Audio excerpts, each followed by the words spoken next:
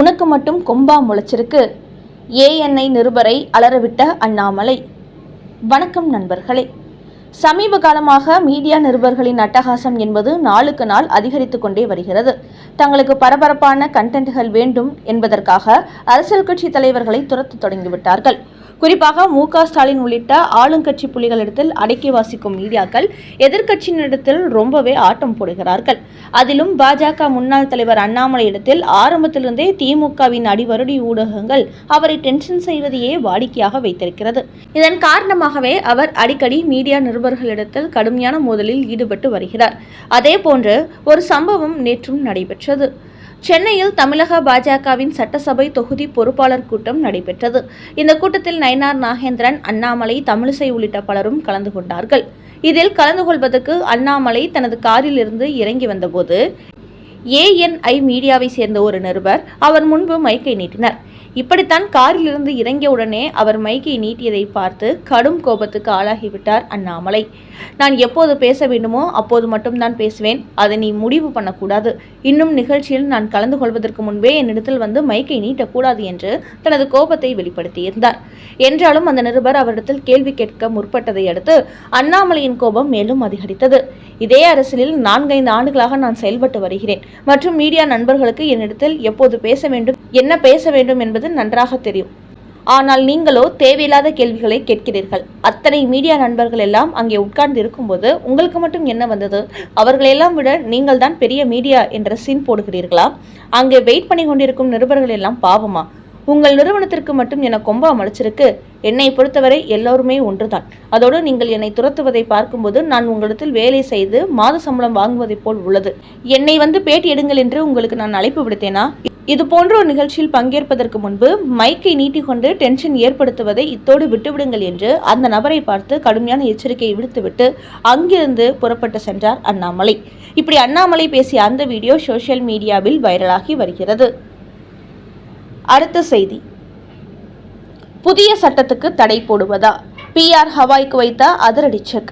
நள்ளிரவில் மனு தாக்கல் செய்த மத்திய அரசு. ஹவாய் விசாரணையில் திருப்தி இல்லை, 5 அமர்வுக்கு மாற்ற வேண்டும். டெல்லியின் உத்தரவால் உச்சநீதிமன்றத்தில் பரபரப்பு.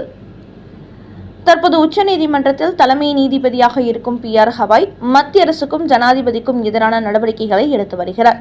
இவரை பொறுத்தவரை எதிர்க்கட்சிகளின் ஆதரவாளராக இருப்பதால் இதுபோன்ற செயல்களில் ஈடுபடுவதாக குற்றச்சாட்டுகள் எழுந்திருக்கிறது. அதன் காரணமாகவே இதுவரை எந்த ஒரு நீதிபதியும் ஜனாதிபதிக்கு போடாத நிலையில் இவர் உத்தரவு போட்டார். எதிர்க்கட்சிகளின் ஊழல் புகார்களை விசாரிக்க அமலாக்கத்துறைக்கு தடை போட்டு வருகிறார். குறிப்பாக டாஸ்மாக் ஊழல், மணல் கொள்ளை ஊழல்களை விசாரிக்க தடை போட்டு வருகிறார். இந்த நிலையில் தீர்ப்பாயங்கள் விவகாரத்தில் தற்போது மத்திய அரசுக்கும் PR ஹவாய்க்கும் இடையே மோதல் ஏற்பட்டு வருகிறது. அதாவது நாடு முழுவதும் உள்ள தீர்ப்பாயங்களின் தலைவர் மற்றும் உறுப்பினர்களுக்கான நியமனங்களில் ஒரே மாதிரியாக நடத்த உத்தரவிடக் கோரி உச்சநீதிமன்றத்தில் மத்திய அரசு மனு தாக்கல் செய்தது.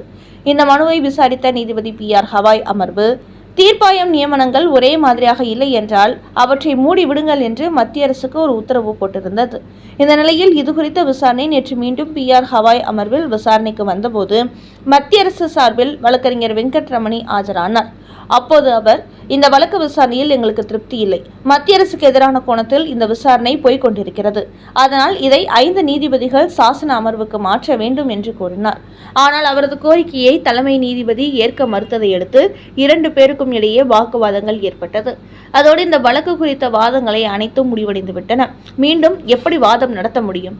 அதாவது என்னுடைய அமர்வில் இதை விசாரிக்க கூடாது என்பது மத்திய அரசின் நிலைப்பாடு போல் தெரிகிறது.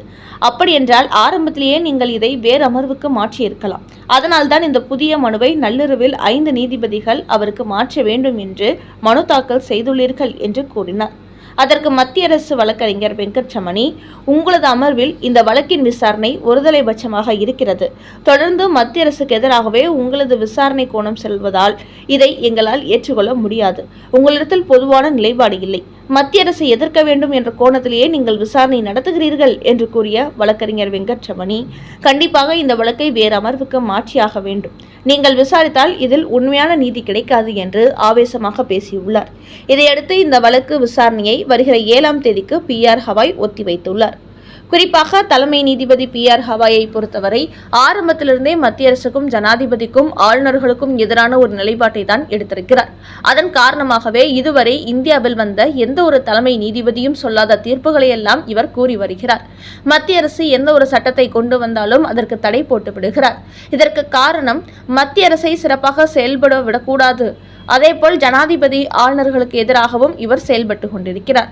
குறிப்பாக காங்கிரஸ் உள்ளிட்ட எதிர்க்கட்சிகளுக்கு ஆதரவாக இவர் செயல்படுவதாகவே பலரும் குற்றச்சாட்டுகளை வெளியிட்டு வருகிறார்கள்.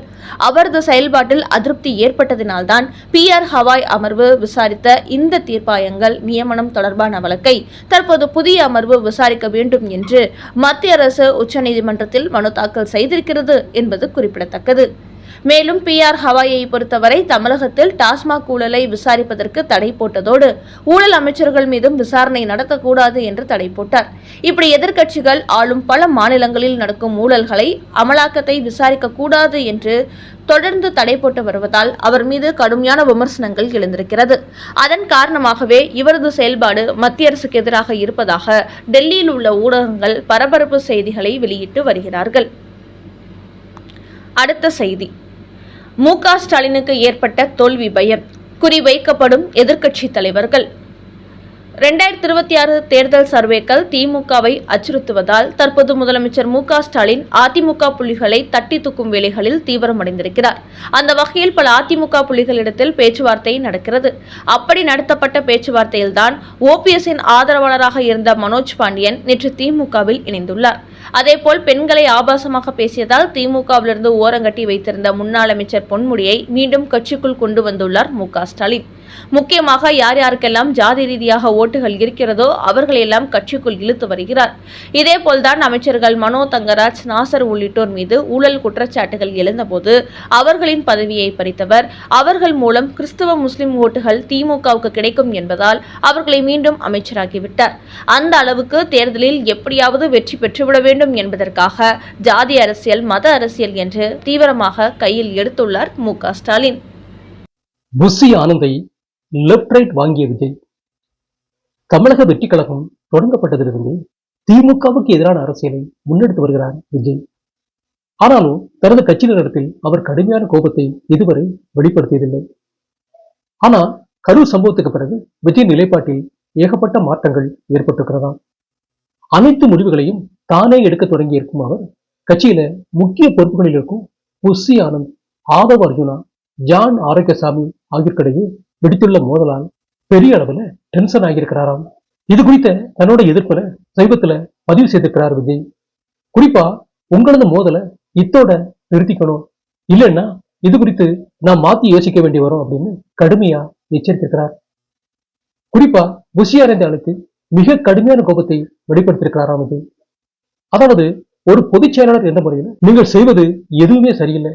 கூட்டத்தை கூட்டுவதை தவிர இந்த கட்சிக்கு நீங்க என்ன செய்திருக்கீங்க? எந்த ஒரு பொறுப்புகளுக்குமே நிர்வாகிகளை நியமிக்கல. எல்லா இடங்களுமே காலியா உள்ளது.